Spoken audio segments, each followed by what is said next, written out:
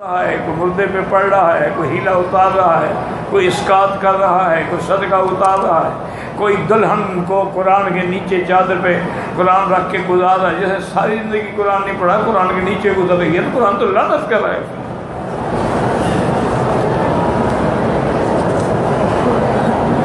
शादी के बाद लड़की का हक शौहर के लिए ज़्यादा है या माँ बाप के लिए? लड़की का हक शौहर का जो है वो ज़्यादा है। बहरहाल दुआ सीधी अल्लाह से मांगा करें, वास्ते वसीले के बगैर। कहता है पता नहीं कि नमाज कसर नमाज का माना ये होता है कि 4 रकात वाली 2 रकात पढ़ेंगे। सुन्नत और नफिल माफ़ होती है, लेकिन वाजिब वितर वाजिब हैं वो पढ़ने होंगे। बाकी ज़ुहर की 2 रकात, असर की 2 रकात, इशा की 2 रकात, मगरिब की 3 ही रहेंगी और फजर की 2 ही रहेंगी। कभी आपको ये भी सुना है या किसी पीर ने बताया है कि आखिर इस नमाज की ये इतनी रकातें क्यों हैं? कि फजर की 2 हैं, ज़ुहर की 4 हैं, असर की 4 हैं, फिर मगरिब की 3 हैं, फिर इशा की 4 हैं।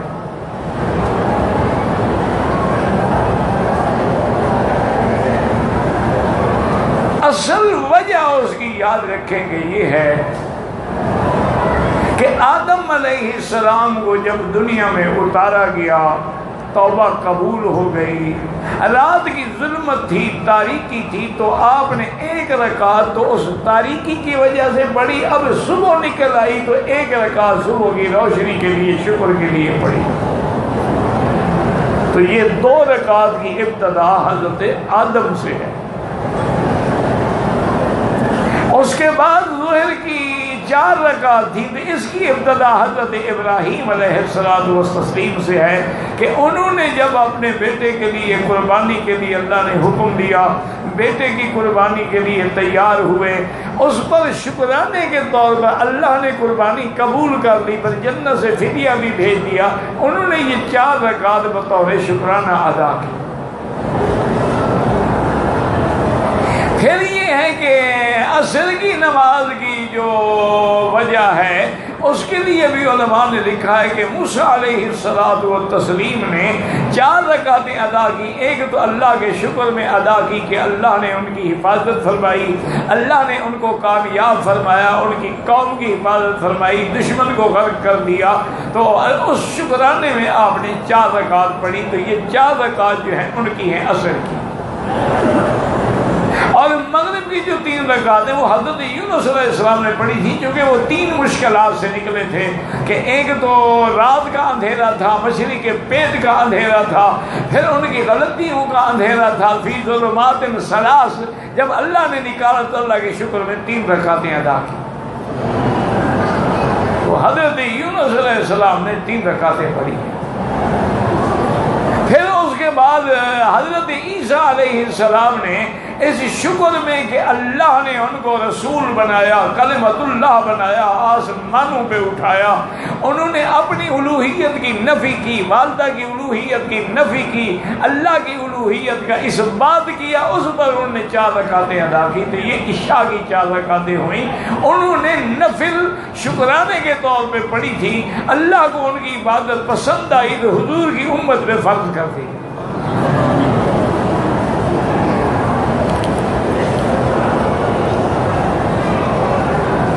अल्लाहु अकबर। नफली उम्रे में वाजिब के तर्क की वजह से दम लाजिम आया गया, मदीने में जाके हराम बाद उम्रा अदा किया। मेरा भाई, अगर उस उम्रे के बदले में जो गलती की आपने उम्रा अदा किया फिर तो ठीक है, लेकिन इस उम्रे में जो वाजिब छोड़ा है, अब मदीने से तो आपने और उम्रा किया है ना, ये दम तो उस वाजिब का है, वो तो माफ नहीं होता।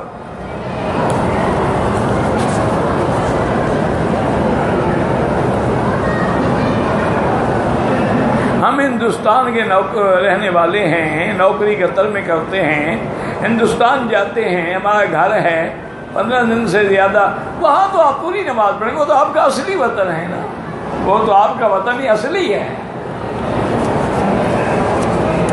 जहाँ पैदा हुए, जहाँ माँ बाप हैं। अगर शौहर अपनी बीवी को कहे कि तुम मेरी तरफ से फारिग हो, तलाक हो गई, पहले हरकतें करते हो, मसले बाद में पूछते हो, ये क्या मतलब है? पहले पूछा करो ना।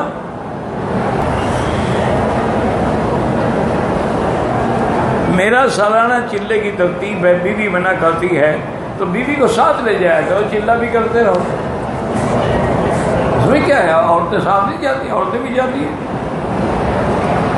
अगर तुम 2 साल के लिए नौकरी पे चले आओ तो वहाँ तो मना नहीं करते ना, वहाँ तो पैसे मिलेंगे ना, तो कहेंगे नहीं और भी रह लो, कमा लो, कुछ बच्चों का बन जाए। एतराज़ तो दीन पे करती है ना बेचारी, उसको साथ कहो चलो, फिर एतराज़ नहीं करेगी, कहेगी जाएँ आप। बच्ची का नाम मैंने हरम रखा है, रख सकते हैं जी। नमाज के इमाम के पीछे हनफी हज़रात को सूरत फातिहा नहीं पढ़नी है, इमाम का पढ़ना काफ़ी है। इंडिया से आगे उम्रा कर लिया, जिद्दा रिश्तेदारों के पास, अब जिद्दे से इहरामाबाद के उम्रा करे, उसकी मर्जी है, जिद्दे से इहरामाबाद के उम्रा करे या मस्जिद आयशा से करे, दोनों बराबर है। माने है हद्दे हरम के बाहर से इहराम बांधे, जिद्दा भी बाहर है, मस्जिद आयशा भी बाहर है। तकबीर तहरीमा के वक्त अगर मर्द है तो कानों के बराबर, औरत है तो सीने के बराबर हाथ उठाए।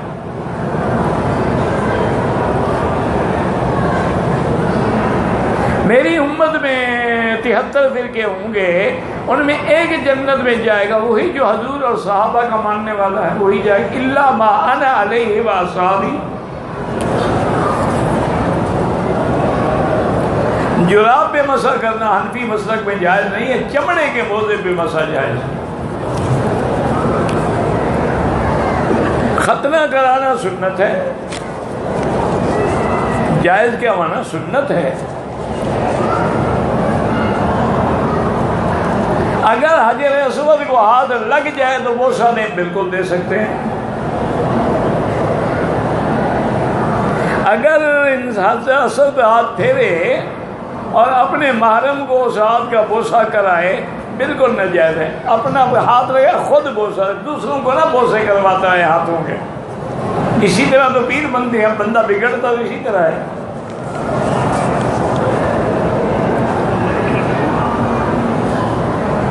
अगर एक आदमी ने अंदर शेव नहीं किया, गैर ज़रूरी बाल साफ नहीं किए, उम्रा कर ले, उम्रा तो हो जाएगा, लेकिन वो साफ करने चाहिए। सुन्नत यही है, बदन साफ करे, गुस्ल करे, बदन को खुशबू लगाए, 2 रकात पढ़े, ihram बांधे, फिर नियत करे। नमाज में हाथ जो है नाफ के ऊपर भी बांध सकते हैं और नाफ के नीचे भी। हज़रत अली की रिवायत है, अपने फरमाया सुन्नती वज़उल यमीन अला शिमाल तहत सुर्रत। सुन्नत हुजूर की यही है कि हाथ नाफ के नीचे बांधे। वैसे जायज़ है, सीने भी बांध ले या नाफ के ऊपर भी बांध ले, जायज़ है, एतराज़ किसी पे न किया करो। अगर आदमी की माँ फौत हो गई है, उसके लिए उम्रा कर सकते हैं।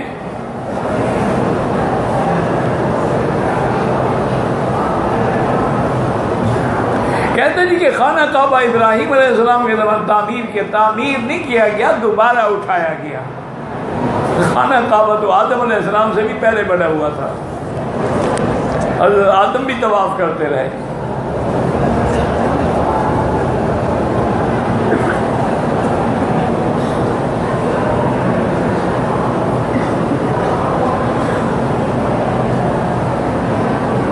कहते जी कि जलालैन के हाशिए में एक हदीस लिखी है कि उन्होंने वसीयत की थी तो यूसुफ अलैहिस्सलाम की हड्डियाँ साथ ले गए। किस किताब की हदीस है और उस हदीस का मर्तबा क्या है? आपको ये पता नहीं कि जिस किताब का आप हवाला दे रहे हैं जलालुद्दीन सुयूती, उनके नज़दीक तो तमाम अंबिया अपनी कब्रों में जिंदा है, उनका अकीदा है। मेरी मिठाई की दुकान है, मिठाई लेके जाते हैं, पता नहीं कि वो क्या करते हैं, 11वीं, वो जाने, उनका काम जाने। तुम दुकानदार हो, अपनी चीज़ बेच रहे हो, वो 11वीं करें या 12वीं करें, तुम्हारा क्या कसूर है उसमें?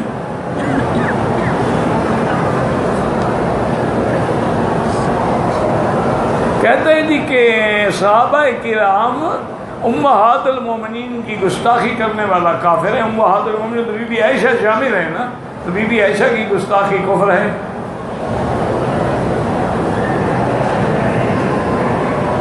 एक खातून हज के लिए तैयार थी भाई के साथ, 6 दिन पहले शौहर इंतकाल कर गया, वो इद्दत पूरी करे, फिर अगर अल्लाह का भी मौका दे तो अपने भाई के साथ हज करे। दूसरा उम्रा करो या 100 उम्रा करो, हर उम्रे के बाद साल पे उस तरह फिरवाना होगा।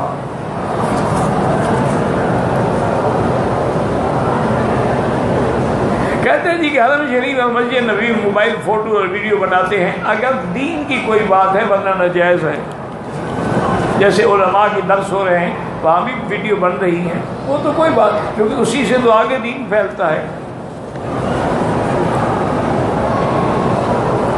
नमाज जनाजा में हनफी मसलक में पहले सना है, फिर दरूद शरीफ है, फिर दुआ, फातिहा नहीं है।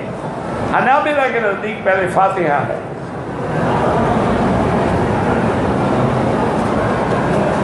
एक आदमी ने बीवी को बोला कि मैंने तुझे फला आदमी के साथ देखा, तुझे तलाक दूंगा, दूंगा से तलाक नहीं होती, जब तक कह के दे दी। एक आदमी इंडिया से रियाद आया, रियाद से इहराम बांध के जिद्दी आया, फिर मक्का आकर उमरा किया, बिल्कुल ठीक है, कोई दम नहीं, ठीक किया उसने।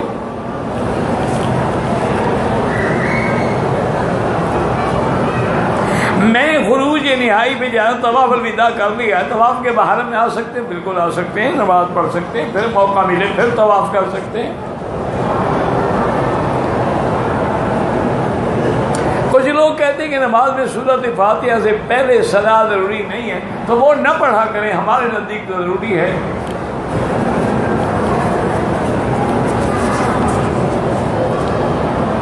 ये तो अब नए नए मौलवी निकल रहे हैं ना, इंशाल्लाह आहिस्ता आहिस्ता दीन का पटड़ा कर देंगे। कभी कहेंगे 4 सुन्नतें नहीं हैं, कभी कहेंगे सना नहीं है, कभी कहेंगे दुआ नहीं है, बस रोज़ रोज़ दीन को घटाते ही जा रहे हैं। नमाजी के आगे से न पढ़ रहा हो, नहीं गुजरना चाहिए, गुनाह है। काबतुल्लाह की तरफ टांगे फैलाना, अगर आपके मुल्क में बेअदबी है आप न फैलाया करें, लेकिन बाद मुल्कों में ये चीज़ बेअदबी नहीं है। कहते हैं जी कि मुर्शिद की बैयत ज़रूरी है, आजकल के दौर में तो भाई ज़रूरी है। पाकिस्तान में मैं किससे बैयत करूँ, तुम खुद ढूंढो अपना पीर, जिसके साथ दिली मुनासबत भी हो, आपका एतक़ाद भी जमे, उसके बारे में साथ रहें, वो सुन्नत का मुत्तबे है, कुरान और हदीस का पाबंद है, उसकी सूरत, सीरत, लिबास, शक्ल, आमाल सारे हजूर के अमाल के मुताबिक हैं, फिर बैयत करो। ऐसे नहीं कि बस जो नाम सुना जाके बैयत कर दी।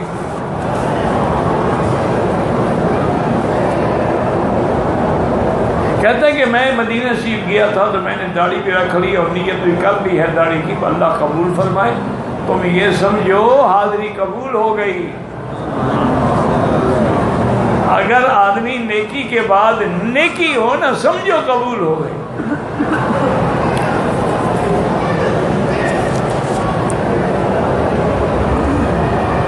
मैं तवाफ ख़त्म गया, असर की जमात खड़ी हो गई, मेरे 2 नवाफिल रह गए, तो कोई बात नहीं, फर्ज के बाद नहीं, मगरिब के बाद पढ़े।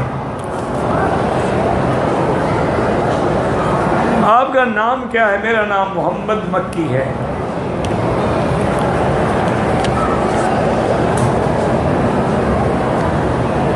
क्या दे बोरी खाद की बोरी 1300 रुपये, नकद उधार 1400 जायज़ है। अगर कोई आदमी रोज़ाना उम्रा करे तो रोज़ाना उस तरह फिरवाना होगा। वैसे बेहतर ये होता है तवाफ दिया का और 2-4 दिन का वक्फा दे दिया ताकि कुछ बाल निकल आए, फिर उस तरह फिरवाना, वरना तो जायज़ है।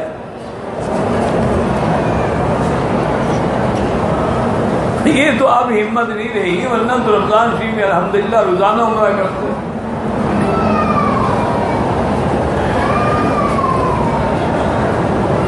मैंने आपके तमाम बयान और सीरत नबी बार बार सुनी, अल्लाह कबूल फरमाए। भाई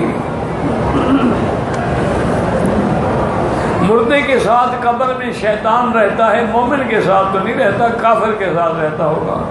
लेकिन वो शैतान ही बड़ा समझदार है, कोई पागल है अजाब में रहेगा, कोई शैतान पागल तो नहीं, बड़ा समझदार है। वो आपको जहन्नम पहुंचा के भाग जाएगा। लूमू अनफला तलूमू नहीं, लूमू अनफुसकुम, कहेगा अपने आप को मलामत करो। ये क्या मलामत कर रहे हो?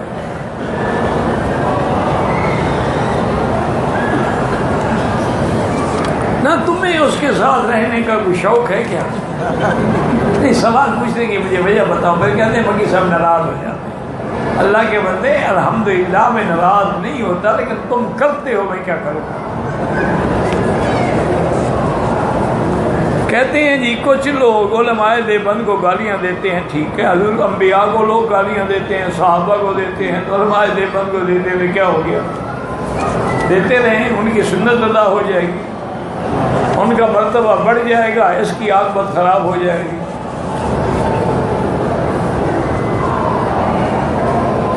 जिन्नात जो हैं जी आदमी पे हो, दूर करने का क्या तरीका है? सूरत अल-बकरा पढ़ो। अगर हमारे इलाके में सेम का पानी ज़मीन से निकल आए तो कब्रों पे पक्की ईंटें लगा सकते हैं। जहाँ ख़तरा हो कब्र के बैठ जाने का तो वहाँ लगा सकते।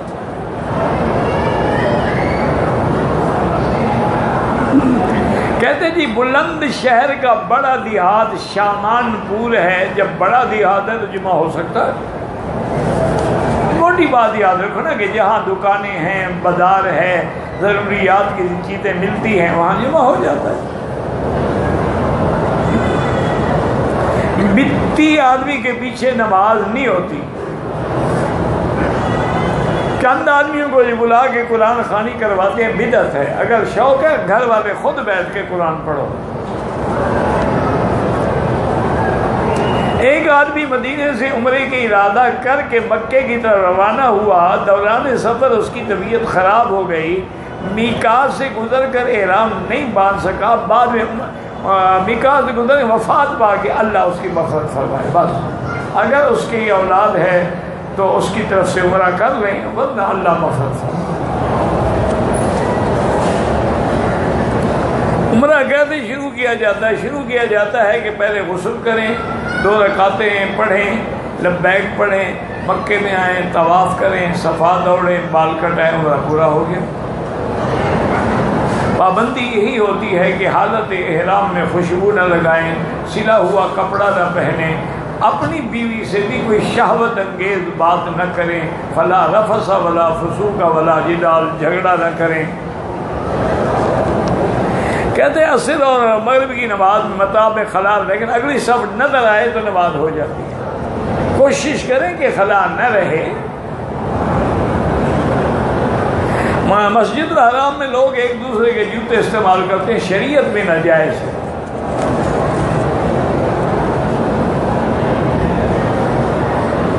कहते जी कि वहाँ मदीना में एक मौलवी साहब मिले थे। वो कहते हैं हजूर की ज़िंदगी तो है, हयात तो है, बरज़ख़ी है, तो कोई बात नहीं, इस दुनिया के बाद जो भी आलम है वो बरज़ख़ कहलाता है। मैं सऊदी अरब में रहता हूँ, इस साल हज का इरादा है, कम है। हाउसिंग की मद में जो रकम हमारा इदारा देता है हज के महीने के बाद है। अब कम पड़ रहे हैं, किसी से ले सकते हो, ले सकते हो। वह मक्के में रहते हो यार, तुम्हारे हज पे कितने पैसे खर्च हुए? तुमने हज इफराद करना है, एहराम बांधो, एक कपड़ा कंधे पे डालो, पैदल चल पड़ो, 10 रियाल भी खर्च नहीं होंगे, हज करके घर आ जाओ।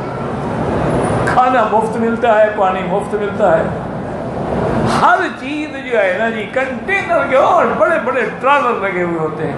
मेरा एक दोस्त पंजाबी था, बड़ा जिम्मेदार था, फौत हो गया बेचारा, अल्लाह मग़फ़िरत करे।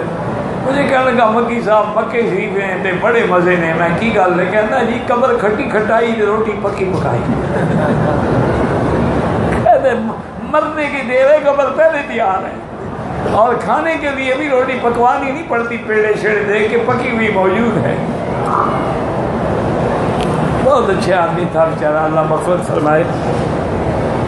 नमाज इशा के बाद वितर पढ़ के बाद में तवाफ़ करे, बिल्कुल 2 रकात पढ़ेगा। वितर पढ़ के बाद में तहज्जुद नहीं पढ़ेगा, तो 2 रकात पर क्या झगड़ा दिमाग में आ गया?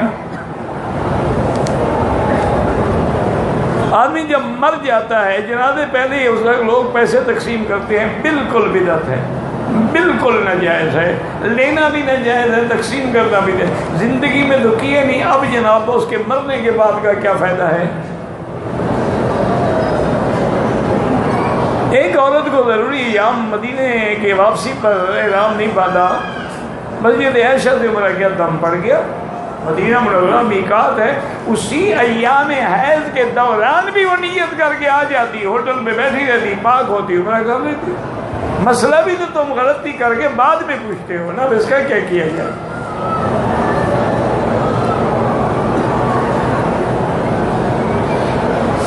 कहते छोटा बच्चा उम्र 7 साल है, तवाफ किया, सफा दुकान मकान पे जाके हराम उतार दिया, उसने सर नहीं उठाया, कुछ नहीं होता उसको, वो बालिग ही नहीं है।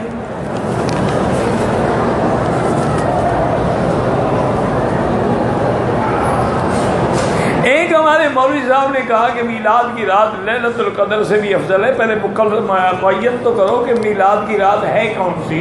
12 रबीउल अव्वल को तो हजूर पैदा नहीं हुए, 12 रबीउल अव्वल को तो वफात है हजूर पाक की। अब कल तो इंटरनेट मौजूद है ना, उस पर बैठ के हिसाब लगा लो कि जिस साल में हजूर पैदा हुए हैं उस साल सोमवार की रात हो और कौन सा दिन था, कौन सी तारीख बनती है। मजाले के 12 रबीउल अव्वल बने, इनको तो तारीख का भी पता नहीं है, तो फिर लैलतुल कदर से अफजल होने का फतवा कैसे दे दिया?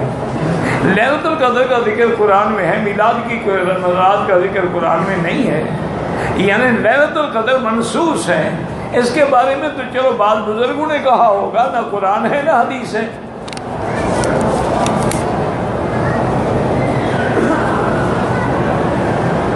एक बुजुर्ग है, वो कहते हैं इमाम की तकलीद शिरक है। वो खुद तो इमाम के पीछे रोज़ नमाज पढ़ते हैं, और तकलीद क्या होती है? तकलीद इत्तिबा का नाम है ना। हम 5 दफ़ा जो एक इमाम के पीछे खड़े हैं, वो रकू में जो हम खड़े रहे, नमाज होगी? जब तक कि उसकी इत्तिबा ना करें, तकलीद ना करें, नमाज ही नहीं होती।